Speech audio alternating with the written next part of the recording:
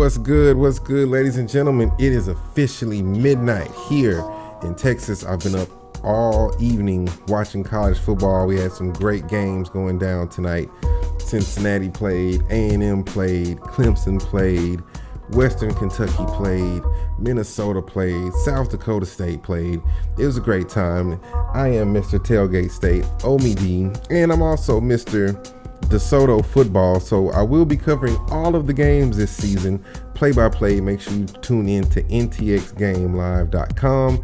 Get that subscription so you can check out the games all year. If you're not able to make it out to the game, you can check the game out on the website. You can hear it while you're driving around, doing whatever. But before we get into anything else, I want to say welcome to the Tailgate State Arena.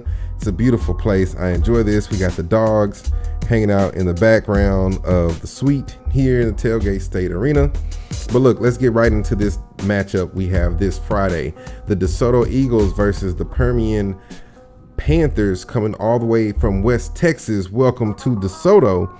So this year, Claude Mathis, previous coach before Todd Peterman won the state championship with the Eagles in 2016, but Claude Mathis now returns to the Eagles with 2 returning starters on offense and 6 returning starters on defense.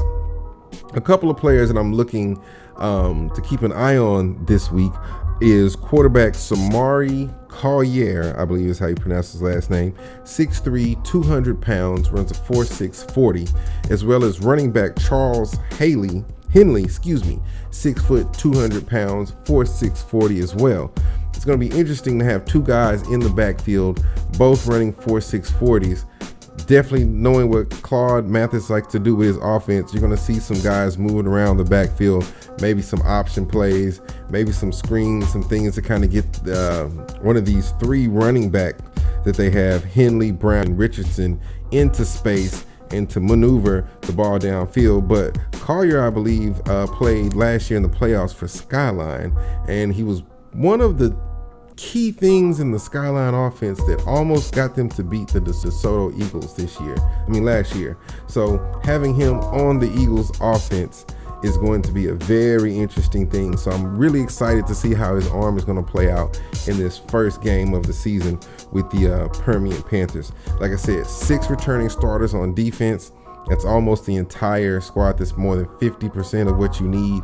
So it's going to be a great defensive line held up by a strong linebacking core and some big guys down the defensive line. The returning starters is equaling up to almost 100 tackles between the linebackers and the returning starters on the defensive line. But look, we got the Permian Panthers. Jeff Ellison, the coach, looking to take the Panthers back to the playoffs one more time for a stronger run. They're returning 2 offensive starters, 3 guys on defense. Not a lot of defensive, veteranhood or veterans out there, guys that really played in these situations before. But who I'm going to be watching this time is quarterback, I believe his name is Easton Hernandez, 5'11", 198, runs a 4.6 40. Thing you have to watch about a quarterback being 5'11", running a 4.6 40 is he's kind of below those linemen, kind of like a Kyler Murray style quarterback. If he can find his throwing lanes, he can complete passes, but running a 4.6 40, you have to make sure that you keep someone on him. The Eagles are going to have to see what he's able to do in that first quarter. You might have to spy someone on him in the second, third quarter to keep him from being that second set of legs that gets them those first and second down, that first down after a second and long or a third and short. So the tight end defensive lineman / tight end defensive lineman, Keyshawn Wright. This guy, I'm really excited to see him on the field. 6'4", 250 pounds, runs a 4.9 40. Tight end, 4.9 40. I haven't seen this kid, but I'm thinking in my head something like a Gronkowski. So that's going to be really interesting to see with Hernandez being a first-year starter under center coming out, and to see how Coach Ellison's going to use his weapons. But they do have a weapon coming from Odessa, that, as you know, if you followed me on any of these podcasts that we've done, any of these play-by-plays, especially in the playoffs, I've always said this: your kicker is going to be your most valuable asset. Their kicker, last name Roberts, first team all-district kicker, all-state punter.